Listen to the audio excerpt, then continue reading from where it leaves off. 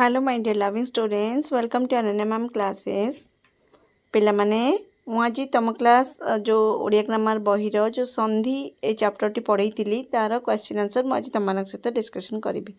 ठीक अच्छे संधिर प्रश्न उत्तर आज आम पढ़ा सुंदर भाव में बुझा आउ तुम तार क्वेश्चन आंसर को पढ़ीदे तुम बहुत सारा क्वेश्चन आसी जाए। आ पिले वीडियो स्टार्ट करने आगु कही रखे जब मो वीडियो तुमको भल लगे प्लीज वीडियो को गोटे लाइक कर सांग मान सहित सेयार कर कमेंट कर कि केमती लगे।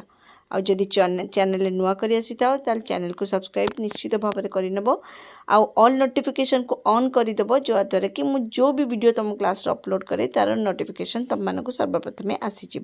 ठीक अच्छे मु तुम क्लास माने ओडिया इंग्लिश हिस्ट्री जियोग्राफी आउ हिंदी ये सब पढ़ाऊँगी तेणुकर तुम जब सब्सक्राइब कर रखि तुम बहुत ही ज़्यादा बेनिफिशियल हम। ठीक अच्छे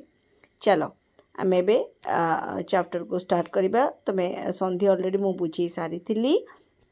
आज आम क्वेश्चन आंसर पढ़ा। ओके देखो फर्स्ट 4 नंबर 4टा क्वेश्चन जो अच्छी संधि क्या कहती, स्वर संधि क्या कहती, व्यंजन संधिर संज्ञा लेख और विसर्ग संधिर लक्षण कौन। आम गोटी गोटी करके क्वेश्चन आंसर देखा। प्रथम क्वेश्चन देखा कौन ना संधि क्या कहती। देख पिले मु ऑलरेडी बुझे संधि चैप्टर टेक्निक भाव में पूरा क्लारिटीर सहित बुझे से वीडियो को तुमने बहुत सारा भल पाइबा देच। आज मुझे केवल तुमको क्वेश्चन एक्जाक्ट आंसर कौन हम कहूँ। ठीक अच्छे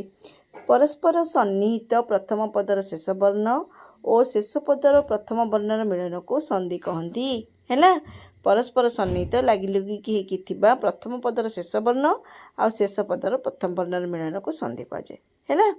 द्वितीय क्वेश्चन कौन थी स्वर संधि क्या कहती। परस्पर सन्निहित प्रथम पदर शेष स्वर वर्ण सहित शेष पदर प्रथम स्वर वर्णर मिलन को स्वर संधि कहुए है। परस्पर सन्निहित लगालगी प्रथम पदर शेष स्वर वर्ण और द्वितीय पदर प्रथम स्वर वर्णर मिलन को कौन कहती ना स्वर संधि कहती। ठीक अच्छे तापर देख व्यंजन संधि क्या कहुए पिले ना परस्पर सन्निहित प्रथम पदर शेष व्यंजन वर्ण सहित शेष पदर प्रथम स्वर वर्ण बा व्यंजन वर्ण मिलन को व्यंजन संधि कहती है। मुझे विषय बुझे अलरेडी जदि विषय देख न तो विषय को जाकि देखी नब सुंदर भाव में मुझे बुझे तुम ताको आगे देखी तापर यहाँ को देख। ओके ताऊ कौन विसर्ग संधि क्या कहते पिले विसर्गयुक्त शब्द पर स्वर वर्ण बा व्यंजन वर्ण संयुक्त हेले विसर्ग संधि कहुए। विसर्गयुक्त शब्द होता स्वर वर्ण कि व्यंजन वर्ण मिश्रण में विसर्ग संधिर सृष्टि हुए। र और स यार गोटे गोटे रूप है। तापरे कौन है पिले संधि विच्छेद कर देवर्षि सदाचार सूच्यग्र स्वागत गायक उज्ज्वल जगन्नाथ शिष्ट धनुष्टंकार मनोवांछा स्वर्गत निर्देश है। देखा आम कौन कौन देची देवर्षि देवर्षि केमती ना देवयुक्त ऋषि सदाचार केमती सतयुक्त आचार सूच्यग्र सूचियुक्त अग्र स्वागत सुयुक्त आगत गायक गईयुक्त अक उज्ज्वल उत्युक्त ज्वल जगन्नाथ जगतयुक्त नाथ शिष्ट शिष्युक्त त धनुष्टंकार धनुयुक्त टंकार मनोवांछा मनोयुक्त बाछा स्वर्गत स्वयुक्त गत निर्देश नियुक्त देश है। यही सब है ये शब्दर संधि विच्छेद सब मन रखिदेव पिले। 6 नंबर क्वेश्चन देछि संधि कर प्रतियुक्त अह समयुक्त ये सब शब्द देछि आम देखा ये आंसरटा मुझे करी तुम देख प्रतियुक्त अह कौन ना प्रत्यय समयुक्त हति संहति महायुक्त उदधि महोदधि उत्युक्त छेद उच्छेद राजायुक्त ऋषि राजर्षि उत्युक्त आहार उद्धार दिक्युक्त अंत दिगंत धनुयुक्त पानी धनुष पानी अनुयुक्त ऐषण अन्वेषण ततःयुक्त अधिक ततोधिक भौयुक्त उक भावुक। ठीक अच्छे मुहुयुक्त मुहु है मुहुर्मुहु मुहुर्मु। ठीक अच्छे तापर क्वेश्चन देख पिले ब्रह्म संशोधन कर माने भूल थिले ठीक कर जतीन्द्र माने ये हर्षईकार नुह एटा हम कौन दीर्घईकार। ओके बागीस गर हर्षईकार नुह गरे दीर्घईकार उल्लास नु उल्लास ल तले ल फला उच्छृंखल नु उच्छृंखल श्रु हम श्रु परिवर्ते श्रु हम विच्छेद है विच्छेद नु बी द्वितीय छ विच्छेद द्वितीय छ हम शिरच्छेद शिरच्छेद नु शिरच्छेद हम छे तालबेश तले गाई छंद है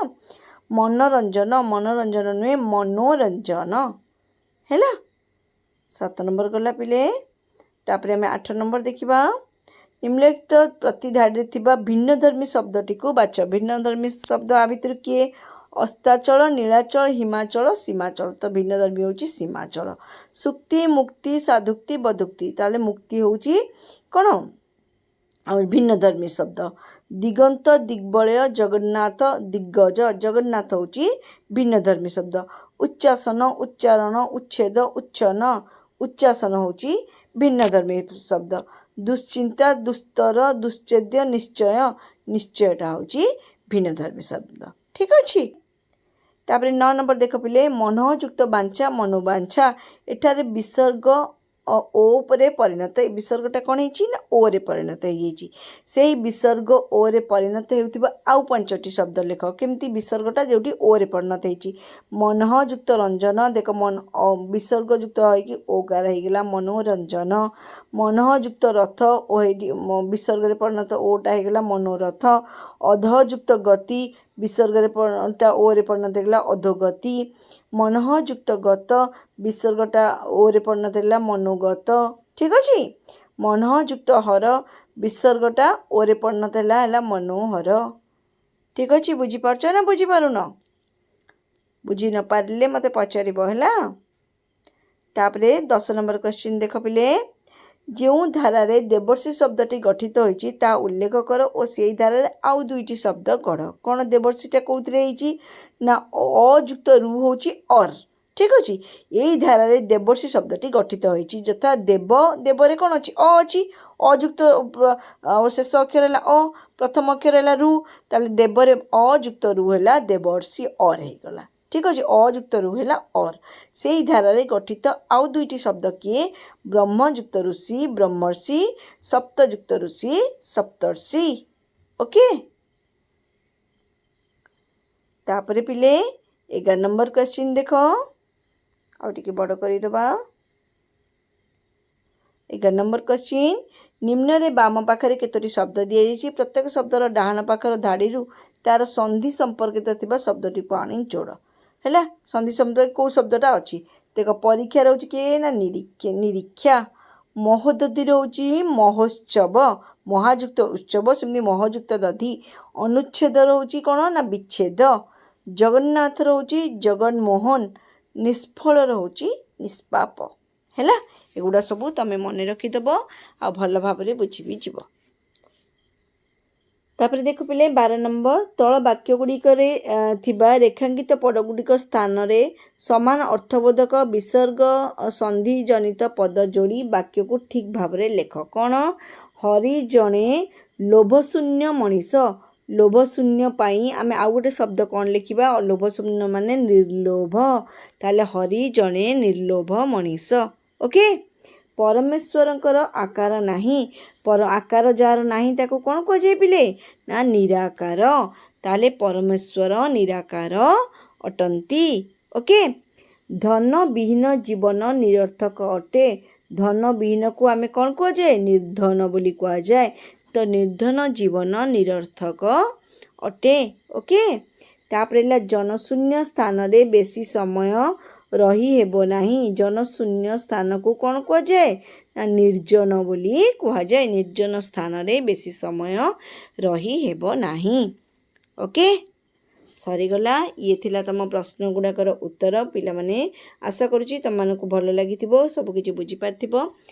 तथापि जदि किसी डाउट रहे ताल तमे मते पचारिबो मु तुमको आंसर देबी okay thank you bye bye.